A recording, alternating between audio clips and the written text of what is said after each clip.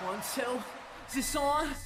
WrestleMania 40, one of the greatest, most feel-good endings to a wrestling show. An incredible, heartwarming finish to such an amazing story. WrestleMania 41, one of the flattest, most uninspiring endings to a wrestling show. A grim, underwhelming continuation to such a weak story. How could WWE fans be riding so high in 2024, only to feel so shot down 1 year later? How can you finish one story so beautifully, only to leave the other without a proper ending? Today, we're going to be exploring how the company has dropped off when it comes to storytelling, fan morale, and overall excitement. We'll assess the company's biggest storyline of 2025, while also asking ourselves, what does this version of WWE value most? The story, the moment, or the money? Sure, business might still be up, but how has that affected you as the consumer? Is this product worth the hefty price of admission? We'll be discussing all of this and more today, as we highlight why WWE feels so much worse today. WWE thrived from 2022 to 24 amidst a creative and business hot streak that fans dubbed the Renaissance era. After years of fragmented storytelling, fans were rewarded for their emotional investment with incredible edge-of-seat stories that led to fantastic shows, as the power of the fans helped finish WWE's biggest story the right way, creating magic from the chaos. If you sort of relax and let the process take place,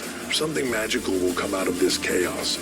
That chaos leads to greatness, but you have to have the patience to let it play out. Not only that, but everything else on the show was firing on cylinders. It was an amazing time to be watching WWE, but now in 2025, that honeymoon period is over. We can pinpoint this decline to Raw's Netflix premiere on January 6th, though soon after the show got underway, fans let out a collective gasp when they saw The Rock come to the ring and make amends with Cody Rhodes, as if they hadn't just been bitter rivals the previous WrestleMania. This man has carried this company on his back for a year.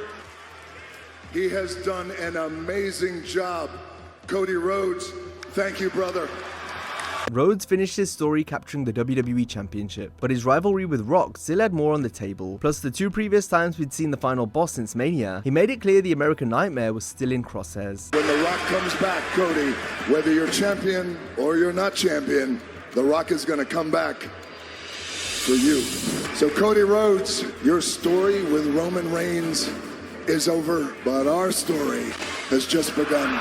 Now all of a sudden, they were friends. This wasn't some behind the scenes documentary, it was live TV. Despite this, The Rock assured us that there was a bigger picture, and this seemingly out of character moment between 2 enemies was all part of the plan. And then what did they say? You can't be nice to Cody, you'd be nice to Cody. At the end of the day, let us all remind them that The Rock is the final boss, thinking 20 steps ahead. So the best thing for them to do is to know their role, shut their mouth, and enjoy the ride that The Rock is taking them on. Then when the Great One returned a month later to ask for Cody's soul, fans were invested again. Surely we were wrong to doubt the final boss. I want your soul.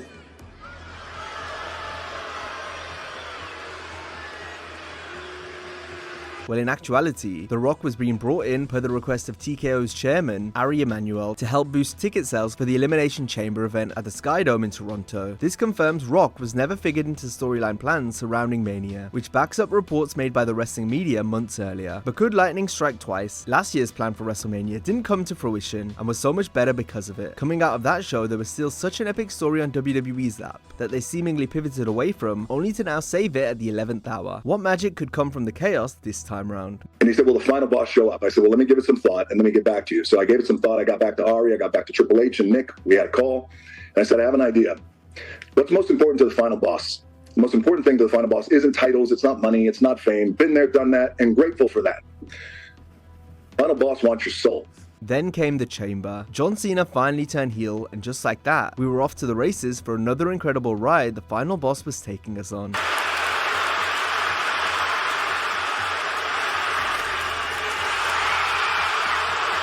Or so we thought. Fans reveled in one of the most historic and shocking moments of all time, and it certainly was a moment. But where does this fall into the grand scheme of the story? Well, this is where the story goes to die. Apparently, The Rock's work was done here. One of the last times we saw him before this, he was stating how he doesn't need to wrestle to still be involved in the story, while then plugging an event that isn't even going to be in the same location anymore. It never has to culminate to a match. That's a really special place to be, I think, like creatively, and when you just think character-wise. Not wanting to wrestle is fair enough, but we at least expected to see him finish his part of the story at WrestleMania. More on that later. Nevertheless, The Rock's individual stories with Roman Reigns, Cody Rhodes, and even John Cena were officially abandoned or put on hold until further notice. Oh, and Travis Scott was there too, but he was gone in no time also. Just a 6-minute run-in at WrestleMania and screw up our damn main event. Travis Scott. Which happened, by the way. Sometimes you end up where they think they want to do it and they think they're going to be dedicated to it, and they're not. And then other times you end up with Bad Bunny, or you end up with Jelly, or somebody that's super dedicated to it and just wants to go all in. What about the Rock component and the Travis Scott component? It didn't seem like there was a payoff to all of that. There was. It fell apart, and we moved forward without it. What fell apart? The whole deal with Travis Scott. And then everybody goes back to their normal lives, and the people that were supposed to be on my team, they left. And they left me alone, trying to pretend to be something I'm not. So now let's circle back to the finish of WrestleMania 41. Cena wins to close out a main event hardly befitting the biggest show of the year. Fans watch on dejected. We've seen some anticlimactic endings to Mania before, but this one stings extra hard. How could you have the biggest babyface since Cena finish his story, then set up a match with The Rock, only to not go through with it, but have John finally turn heel after 20 years, and yet somehow screwed that up as well? Cena's turn had created such an iconic moment, fans couldn't wait for the follow-up. Indeed, the story had shifted, just like it had done last year on the road to WrestleMania, but The Rock was correct in that his feud with Cody didn't necessarily have to lead to a match between he and Rhodes yet. So John stepping in on his retirement tour whilst portraying a heel for the first time since 2003 was a welcome replacement given Rock didn't want to wrestle. However, when it came to the execution, Cena as a heel missed the mark. He opted for the low-hanging fruit because of the fans' excuse for turning, which would have worked in 2012 when he actually was getting booed out of every arena, but by this point that just hadn't been true close to 10 years. It's been the same damn noise for 25 years. I've been the victim of an abusive relationship. Plus, Cena's relationship with the audience was more nuanced than that, something he'd always made clear in his promos. Yet coming out of the long-awaited turn, they went for a more surface-level storytelling approach. I am going to ruin wrestling. I will be the last real champion in WWE. I don't bury talent. I bury mediocrity. But if we look at his work before the turn, John had spoken about not winning a televised singles match since 2018. Then in an outside interview, Cena admitted he'd lost a step, which was the reason for calling it quits. On the show, John had been defeated rather easily by mid-carders such as Austin Theory and Solo Sikoa. John even pounced on a cheap victory to win the recent Elimination Chamber, something the Super Cena of old would never have done. But suddenly, following the heel turn, the narrative shifted. Gone was the talk of John not being able to keep up, or turning the math around as he put it, when it came to finally winning singles matches. Even though Cena was cheating to win every match, the announcers never truly mentioned why. Oh!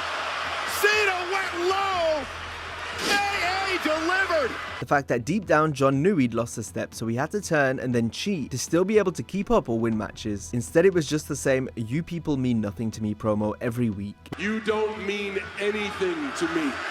We had wanted to see Cena as a heel for so long, and now we had it. It sure made for one hell of a moment, but what about the story? The act of John selling his soul to The Rock wasn't spoken about much in the build to Cena vs Rhodes, even though after the Chamber, everyone was expecting to see Rock again, including Triple H. Do we hold on you doing anything physical where it's just you sort of overseeing all the shit?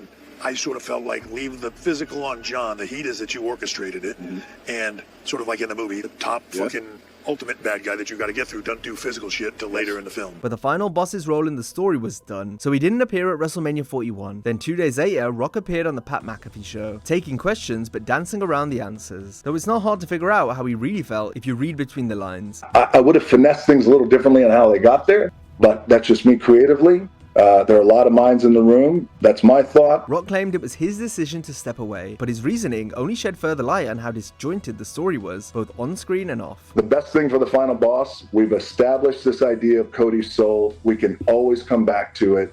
I did feel, and I made the call, I don't want to be involved in that. Step back. Let the final boss step back into the shadows. Let all the spotlight go to John. Let it go to Cody. Let's not make it about Cody's soul eventually or John's soul. Let's let them do what they do. Someday we will know more, but for now we have to take the situation as it is. And what it seems like is that instead of following a long-term story, The Rock inserts himself as he pleases, without committing to an end game, thus leaving Triple H to pick up the pieces creatively. How in the world could you shoot that angle and conclude, I feel like my work is done? Literally, at that angle, his work had just begun. The Rock has previously said he can always control his schedule if it means coming back to create something truly seismic. So why leave such a huge story like this unfinished? It's not hard to surmise there were creative differences behind the scenes, something Rock essentially admitted on the McAfee show in a roundabout way. All of this after previously assuring people there was more to come. I also want to encourage the fans, whether they're hardcore fans or not hardcore fans who just enjoy the product, take your time, take a breath. It's all going to unfold. It's okay. And now, by the way, not everyone's going to like everything that we present, and that's okay too. Trust me when I tell you, we are thinking about this stuff and long gaming this. If what we got was the end result of Rock putting his pencil down, then who's to say he won't do the same thing again amidst another creative power struggle down the line, especially when it's already happened 2 years in a row. Either way, at this point, The Rock and Triple H owe it to the people to not let this happen again. He comes in every year, biggest show of the year, and fuck shit up. What if Ari didn't make that phone call to The Rock? What would have been the story in the match at WrestleMania 41? Because it wouldn't have been what we saw. It wouldn't have been the story we saw. It's not like this is a long-term story. Exactly, that's my point. That's why people think there's got to be an issue here with Rock and Triple H, because this is not a Triple H book storyline, because it makes no sense. There's no story. WrestleMania 40 raised the bar. 41 dropped the ball. Now it's time for 42 to bring it home. Finish a story or create a new one, but please make the moment count. We've spoken about watching the show through the eyes of a fan, so let's look at what it means to be a paying customer in the modern age. These days, when WWE comes to your city, what are your very first thoughts? Is it the prospect of seeing Cody, Punk, Seth, Rhea, Jey Uso, and Sami Zayn? Or is it the realization that if you want to attend, you'll have to pay an exorbitant fee, add family to the mix, and that price skyrockets even further? In this day and age, it certainly feels like WWE has priced out the average fan. You guys already got tickets? Yeah. How much were they? 500. Get the fuck out. Are you serious? Yeah, they were expensive. What kind of seats did you have? Lower bowl, C135 for both nights. How far back from the front row? Not on the floor. Not on the floor at all. Our seats were like, what, 30,000? Yeah. Really? This is our first Mania. I'm like, you know what? Go big or go home. I know. So much fucking money for a seat. And if you assess WWE's parent company TKO and their business model, then you realize quite quickly they're about making as much money as possible at all costs. It's not just the fans that suffer either. The company will take a week of events from an entire city on short notice, if it means maximizing profits. Also, if you actually want to meet the wrestlers up close in person, then be prepared to pay eye-watering prices for VIP packages that talk a big game, but often under-deliver. Unless you pay even more money to get the most glamorous package. Seeing these prices is understandable if you'd rather just watch from home, but doing that is still going to set you back. To watch Raw, you must have a Netflix subscription. For SmackDown, you'll need cable. To see PLEs and check out the archives, that'll require Peacock, or an additional ESPN package come 2026. All in all, it's costly to watch WWE in this day and age, but the company's going to make more money despite themselves. So in their eyes, why not do everything to maximize profits to their full potential? It reminds us of a 2021 quote from WWE President Nick Khan, which puts this all into perspective. And as you know, in the television and streaming space, great success means great profit. Mediocre success still means profit. The term WWE family is really a dated term at this point. Releases happen and contracts expire just like they always did, but R-Truth's release created a damning discourse when it came to modern WWE and the way TKO sees talent and how they'll subsequently respond to major backlash. R-Truth, was he actually released or leaving the company? And if so, how much did fans play a role in it? Or was there something else that made you guys decide, like, you know what, we want this guy still here? I love the question. You enjoying the show? Whole part of the show, man. It was a similar story when Brock Lesnar returned after not being allowed to appear legally for the company since 2024, following his involvement in former chairman Vince McMahon's trafficking lawsuit. Not wanting to deal with the backlash, WWE put a permanent end to post-show press conferences the weekend of Brock's return. Meanwhile, Paul Levesque publicly stated the decision to bring Lesnar back was based on who John Cena wanted as one of his final opponents. For me, this is John Cena's wish list. It's him writing the last chapter of his book. It's about John being able to go out the way he wants to go out, to write his chapter. However, Cena's response seems to contradict that statement. Yeah, I've been saying the same thing for 25 years. They deal them, I play them. You know, I'm just really excited. We got like 12 of these things left. I don't know in what universe me right now would ever actually choose Brock Lesnar as an opponent.